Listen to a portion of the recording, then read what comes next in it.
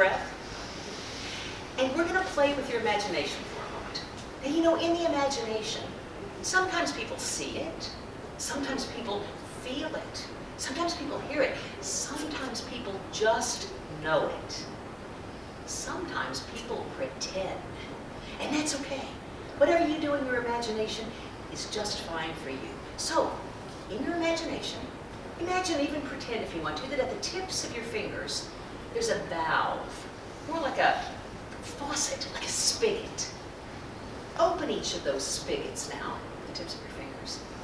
Open them up, and then go inside, from the top of your head all the way down to your waist, and collect up all doubt or negativity or confusion or anything else that you don't want.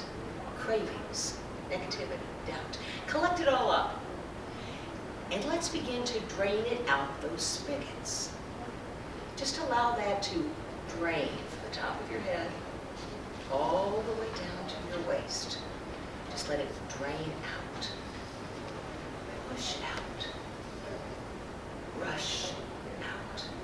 You might happen to notice there's the same little set of spigots at the tips of your toes. You can open those too. Now let's go back inside one more time, and from the top of your head all the way down to your toes, let that drain out. Let it go.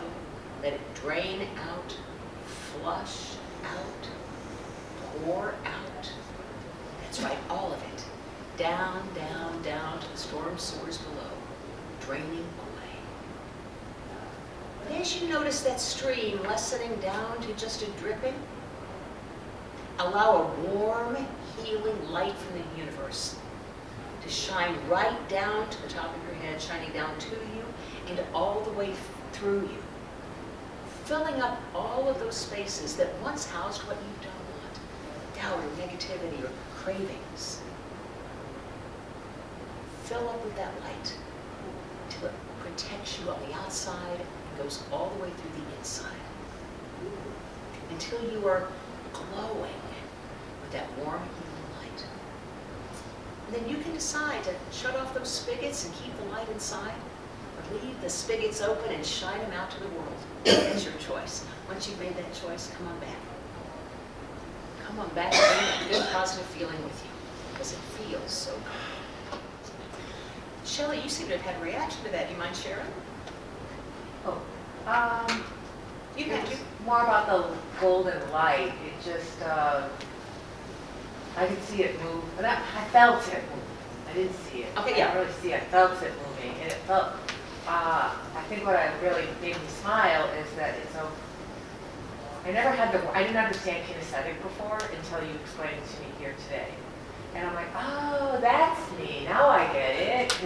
And so when I was experiencing what I saw as the golden light, I was like, it's okay to experience it this way and not see it. Yes.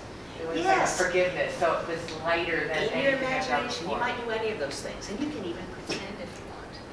Because the research shows, fMRI machines show us, that if you take a brain image of somebody who's angry, certain parts will be lit up.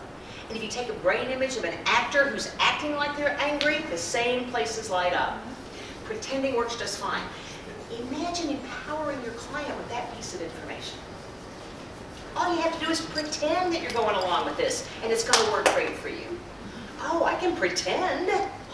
Bring out that inner 6-year-old and pretend with me, play some games with me. But if you keep it lively and like a game, it's much easier to go around to do and a lot harder to resist. Now, let's pretend you have a weight loss client who says, I have cravings, and I need to get rid of the cravings. Great. We're going to get rid of the cravings really quickly, and I'm going to arm you with a technique that you can use anytime. When do those cravings hit the most? Oh, when I go to the grocery store, or something like that, all right? And then you drain out specifically the cravings. And then you offer a warm, healing light.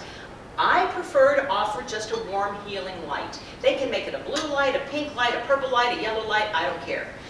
I don't want to say, notice a warm, healing yellow light.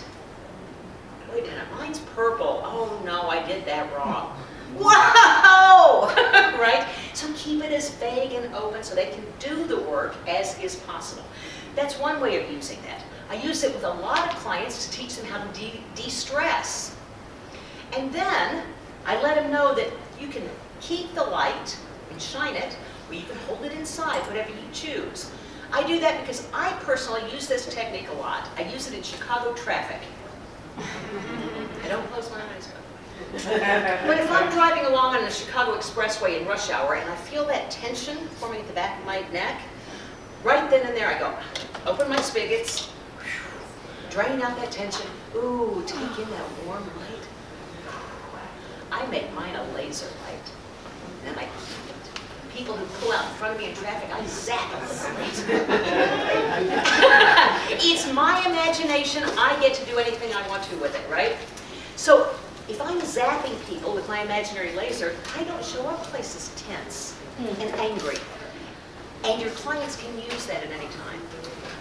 You have somebody who's afraid of taking tests, what if they drain out all that anxiety right before they take it? And just relax. And just doing that in your mind, that I don't really want to tell them everything to do, I want to offer them avenues for getting there. I don't teach a 3-2-1 or a 10 down to 1 or anything like that self-hypnosis technique. I know a lot of people do. A lot of people are into ritual, and if I have a client who's into ritual, I'm going to give them a little bit more ritual, okay? But I really believe that we're making hypnotic decisions all the time. We're making decisions all the time as we talk to ourselves in our head. So let's do it in a way that they can make that decision and use these techniques instantly.